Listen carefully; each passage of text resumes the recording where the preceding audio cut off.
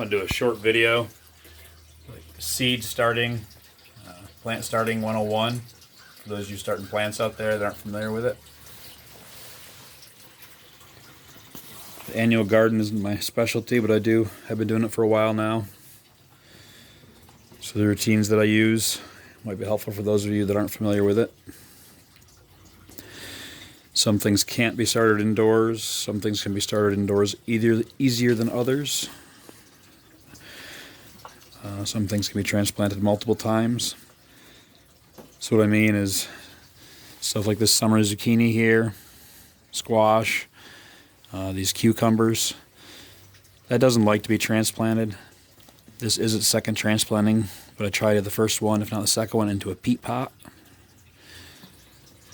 Then I can leave it right in that pot and plant it in the ground. The roots grow right through that as it decomposes. On the other end of the scale would be things like lettuce and tomatoes, where I'll actually start it in a big tray like this and multi-seed it. This is a little further than I would normally go.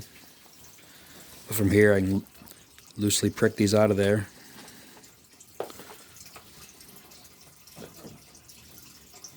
So it's gone a little farther than I normally would.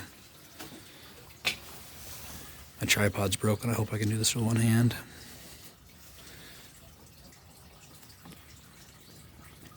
I'll make a nice hole for that one plant.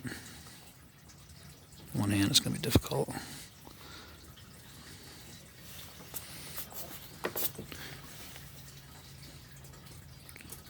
Gently push it in. Try to bury it so just the leaves are sticking out the top.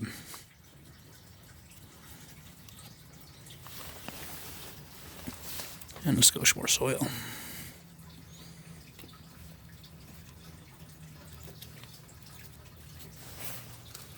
Hope I didn't wiggle too much. So I'll try to do that all through this tray with lettuce, tomato, whatever I have started. And let those mature in that. Maybe transplanting once, like this basil's been transplanted. Things that don't want to go out until definitely after that last frost. And then there's things that you read shouldn't be transplanted, but watching others and trying myself, it actually works pretty well. Like these are peas here. That's a sweet pea. So that'll transplant. The transplant's fine. Another thing I do with those that I didn't know early on was I'd multi-seed them.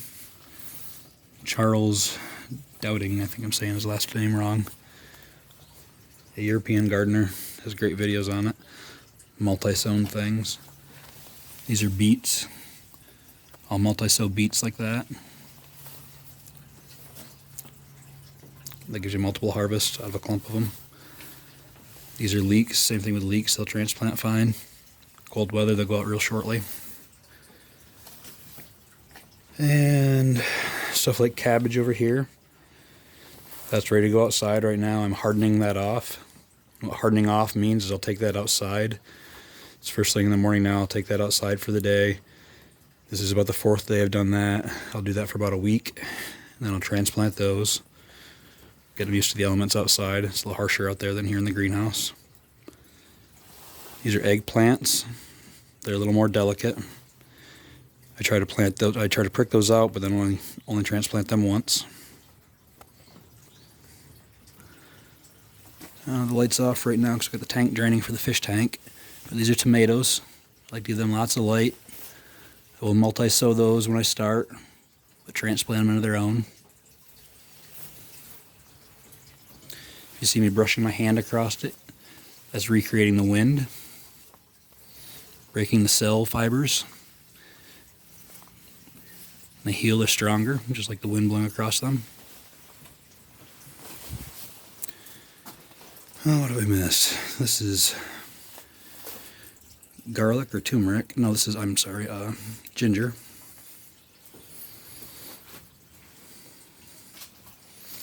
I feel like there's one other thing I wanted to talk about. I guess that'll be it for Seed Starting 101. Hope this helps people. See ya.